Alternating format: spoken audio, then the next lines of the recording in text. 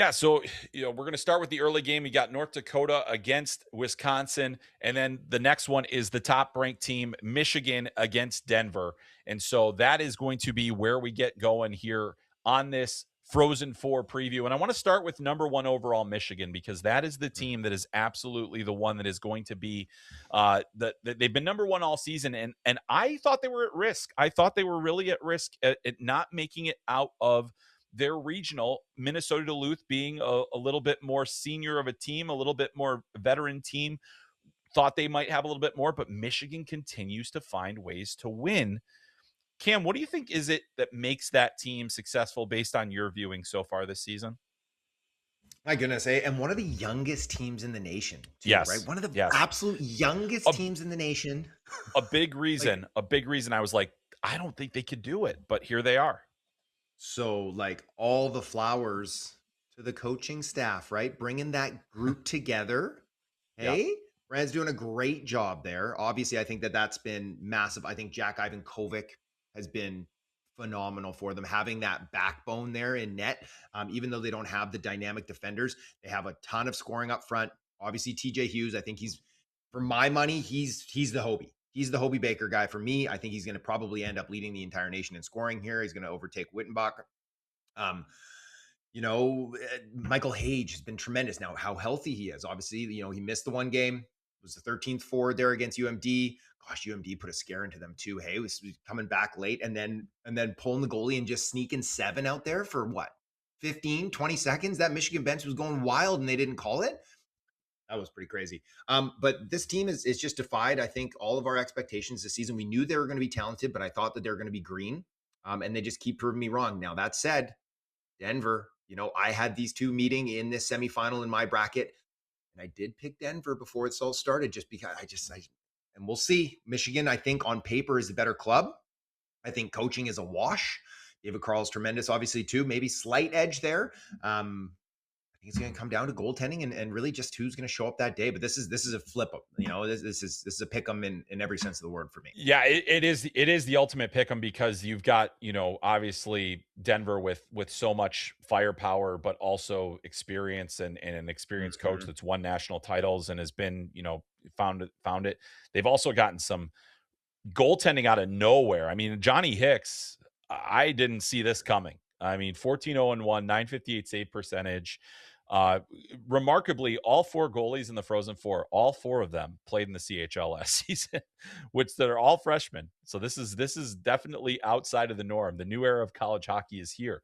But And some little Michigan guys. versus, yeah, and they're not bigger. And this is actually those players getting the opportunity in college to kind of extend and try and learn more. That's big. So they're getting these Mhm. opportunities, and the other guy to keep a real eye on, and he's been a little bit banged up, but a guy that I think that has been unbelievable throughout the season is Eric Polkamp, San Jose Sharks Darn. prospect. He's a Hobie top 10 finalist. Very well could be in the hat trick with the way that he's played this season. He's the Mhm. leading scorer for Denver, leading goal scorer. I mean, just does a lot of things, and he's like built like a fire hydrant. He's impossible to knock over, and he delivers a lot of big checks, but doesn't take a lot of penalties on top of that, which is kind of amazing. So I can't wait to watch those two teams go toe to toe, Cam. I think it's going to be a really good game. I think it is a matching of the wits. You've got the high end skill, the everything that Michigan brings to the table. Those high flying, high scoring players. They've gotten guys that have really stepped up towards the end of the season here too. Jaden Perron has been on a tear. Ooh, has he So ever? there's been a lot. Yeah, there's a lot of guys that are going to have an impact in this game, and I think it's going to be absolute cinema in terms of the matchup. So can't wait for that one. Let's turn our attention to the early game now, and it's going to be North Dakota versus Wisconsin. Now, 3 of the teams that made this were in the top 5 of the NPI ratings. Wisconsin was not. They were the 12th ranked team. But North Dakota, to me, has looked kind of down the stretch like it could be the team to beat. And that's even understanding that they didn't necessarily live up to the expectations in the NCHC tournament. But this is a team that has a lot of the pieces that you think you would that I think you would need in order to win a national championship. They've gotten the goaltending, they've got some good defense, they've got some guys that can score for them. they look pretty complete. What have you seen from North Dakota, especially knowing now we've been watching them quite a bit this year with Katon Verhoff? Yeah, I them and the Spartans, I think I've seen the most games of this year in college Yep. hockey, I'd say. Yep. Maybe Penn State. I've seen a few of their games too. Yeah. But A no, I couple. mean Yeah. they had a little bit of a dip there, I think, down the stretch before the tournament, obviously. They got kind of embarrassed a little bit by UMD. But then, now they're rolling, right? Like what is Spudner? I think he's 8-1-1 in his last 10 back-to-back shutouts in the tournament. So they're getting the goaltending, obviously, as well. And obviously they've got Verhoff, but he's just like a part of that defensive core. And his role has slipped a little bit. Now I think he saw, something like 12 minutes the first game, 16 minutes the second game in the tournament. So it's not massive minutes, but he's playing fine. But that whole crew there, I think you're right. That team is rolling. They're being coached well as well. They have some experience on that team. Cole Reshin is looking good too. Like they have a lot of pieces. They have some dynamic pieces. They have some older pieces. For me, like I wondered coming into the tournament, I'm like, is this like, are they the potential like early knockout if they don't get their game together here? They got their game together. They are rolling and they are looking very, very strong. So I think that this against and getting Wisconsin, no disrespect. That was supposed to be Michigan State. That was supposed to be, a dogfight. And I think at this point, you got to give the clear edge to Dakota in this one. Yeah, I think you're right. And I mean, I look at they have the balance, and you mentioned like Verhoff is the big name, but the defense is really run by Abram Weeb and Jake Yeah. Livanavich. I mean, those are the guys that have Yeah. been the top players, and Weeb in particular playing upwards of 20 minutes, but they're able to spread their minutes around too. Mhm. Verhoff getting 18 plus, EJ Emery getting 17 plus. Like they have the ability to kind of use all of their players, and then they aren't this is not a team where you can shut down one line and you can shut down one pairing, or you have to go through the layers of this team, which I think is really important at this stage. And that's going to be the challenge for Wisconsin here. That's going to be the challenge that they're going to face is like, oh, well, we shut down Cole Reshney, but here's Ellis Rickwood. And, like there's all these different players that, some guys that you are going to know as prospects and others that you won't, but they've done it by committee. They have, like 15, it feels like 15 guys with 20 or more points on the team this season. So they've really bounced it out. And as you mentioned, Jan Spunar, he has been a difference maker for them. 6 shutouts this season, a 917 save percentage, 20 wins as a freshman. And again, another guy that spent time in the CHL. What a benefit for North Dakota to really turn it around. This was a team that was not in the tournament last year, and now they're here with a lot of new faces. And they're also one of the few teams in college hockey right now that have a dedicated general manager in the position in Bryn Chizik, who's kind of Great guy. assistant coach, but really the GM, yeah, and hockey ops Yeah, guy. great guy. So yeah, look at that, and now he's done a great job in year one, and I think they're going to Yeah. bring in some more firepower next year. So lots Ooh, going I on think there.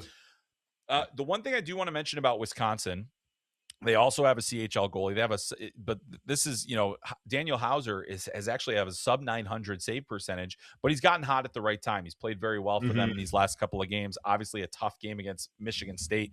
They find a way to win, but there's a bunch of dogs on this team. There are a bunch of Sure guys that are is. going to get after you. There are going to be guys that are going to make things difficult.